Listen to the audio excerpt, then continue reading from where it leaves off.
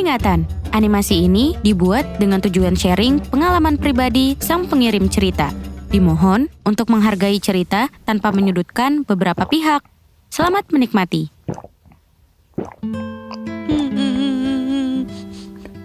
Cynthia kangen mama. Guys, maaf ya jadi sedih gini. Izinin gue buat ceritain tentang kehidupan gue setelah mama tiada. Jadi gini, nama gue Cynthia. Gue anak ketiga dari 3 bersaudara. Mama gue meninggal waktu gue kelas 7 SMP. Umur gue waktu itu sekitar 13 tahun. Semenjak mama meninggal, keluarga jadi berantakan. Ayah yang sensian gak bisa ngatur keuangan. Kakak-kakak gue yang berubah dan ada juga yang masuk ke pergaulan bebas. Kalau boleh jujur, gue juga sebenarnya gak beruntung di dalam hal pertemanan. Kayak pas foto bareng-bareng sama temen-temen, tapi temen-temen gue postnya foto yang guanya di crop. Terus juga gak boleh ada di samping mereka. Selalu dimanfaatin baik materi maupun tenaga. Dijauhin karena alasan yang gue sendiri aja gak tahu. Parahnya lagi, gue sampai dibully. Dibilang Kim, Jab, sumpah tuh mulut jahat-jahat banget. By the way, di kelas 7 gue mutusin buat jadi penari jaipong. Karena setiap minggu selalu ada job nari dan dapat uang. Jadi lumayan lah, cukup buat bantu keuangan gue dan buat sekolah gue. Kayak beli baju seragam, tas, buku, atau sepatu. Soalnya nih, gue udah gak dibeliin lagi seragam sama keluarga gue. Singkat cerita, gue udah masuk SMA. Karena SMA ada biaya SPP per bulan, mau gak mau gue minta tolong kakak gue buat bantu bayarin SPP-nya. Tapi kakak gue gak mau. Alhasil, gue nunggak uang sekolah sampai berjuta-juta.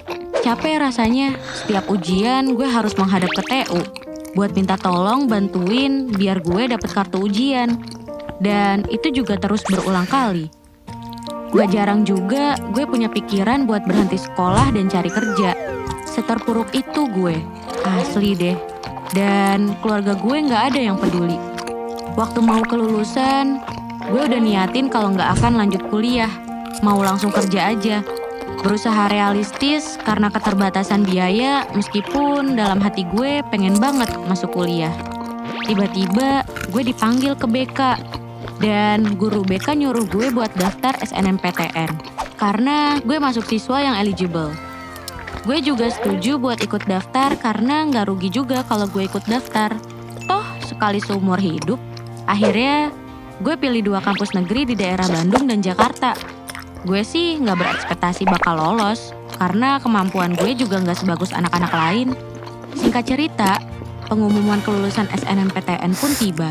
Dan alhamdulillahnya gue lolos di kampus negeri yang ada di Bandung. Perasaan gue seneng banget, sampai mau nangis gue. Tapi kebahagiaan gue cuma sampai situ. Malamnya, gue coba omongin ke keluarga gue kalau gue lolos di PTN, tapi respon mereka nentang habis-habisan. Mereka gak ngizinin gue buat kuliah dengan berbagai alasan. Di situ gue sedih banget dan mikir kayaknya kalau ada mama bakalan support gue.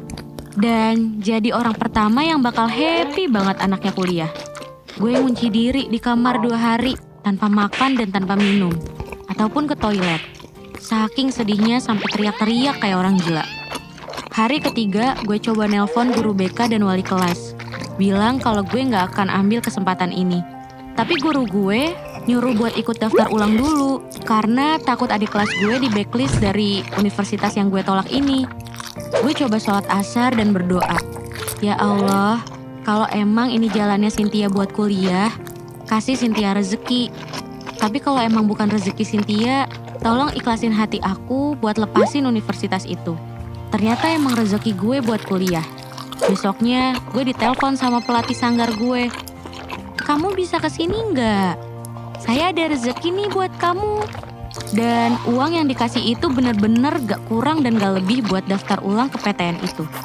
So, gue diem-diem gak bilang ke keluarga kalau gue jadi ambil kuliah. Waktu semester 1, pandemi corona lagi tinggi-tingginya. Jadi, gue daring sampai semester 3. Jadi gak ketahuan tuh sama keluarga gue kalau gue kuliah. Tapi, ya namanya sepintar-pintarnya orang menyembunyikan bangkai, pasti bakal kecium busuknya. Yap, gue ketahuan kuliah. Dan waktu gue ketahuan, gue dimaki-maki, dibilang beban keluarga, sombong, sok mampu, diremehin gak bakalan sanggup sampai lulus, dibanding-bandingin sama anaknya yang seumuran tapi udah nikah. What? Apaan coba? Parahnya lagi nih, harus ngikutin jejak kakak ipar gue yang lulus SMA langsung kerja. Mana gue dikatain gak akan berkah ilmunya. Apa gak sakit hati? Yang bikin kesel, ada aja tuh temen gue yang ikut ngatain juga. Dia bilang gini, ngapain kamu kuliah ngabis-ngabisin duit aja? Padahal di situ gue gak minta uang sepeser pun ke keluarga gue. 500 perak pun enggak. Tapi kenapa selalu dibilang beban keluarga? Kalau gue minta biayain sih, mereka masih berhak buat bilang gue beban keluarga. Lah ini, bayarin enggak, support enggak, maki-maki iya. FYI nih, gara-gara gue ketahuan kuliah, gue disuruh kerja di rumah salah satu keluarga jauh gue mulai dari jam 6 pagi sampai jam 9 malam tanpa dibayar. Mungkin kayak sanksi ya buat gue, karena gue udah berani-beraninya ambil kuliah. Waktu gue izin buat nge-zoom, pemilik rumah langsung bikin status WhatsApp yang isinya ngejelek-jelekin gue soal kuliah. Gue coba sabar, tapi mental gue udah kena self-injury, panic attack, trust issue, takut buat bersosialisasi. Semester 3 akhir, gue mutusin buat ke Bandung dengan modal nekat dan bawa uang cuman pas buat ongkos. Izin ke orang tua juga mepet banget sebelum berangkat ke Bandung.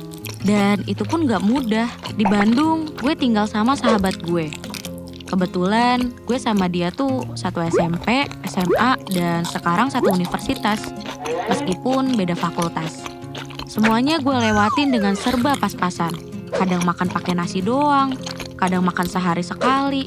Ya, coba bertahan hidup lah di sana. Gue nari Sabtu Minggu buat nyambung hidup. Sampai akhirnya sekarang gue udah ada di semester 6. Insya Allah tahun depan lulus. Minta doanya ya teman-teman, semoga dilancarin sampai lulus nanti. Dan semoga cepat dapat kerjaan juga. Kalau ditanya uangnya dari mana? Sehari-hari gimana? Buat makan gimana? Sampai sekarang aja gue masih bingung semua uang itu dari mana. Karena hidup ngerantau tuh gak cukup 100-200 ribu per bulan.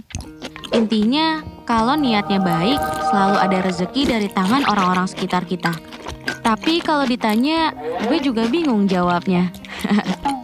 Ya, soalnya tiap ada kebutuhan yang habis atau harus dibayar, alhamdulillah selalu ada rezekinya. Pesannya, jangan takut buat nuntut ilmu.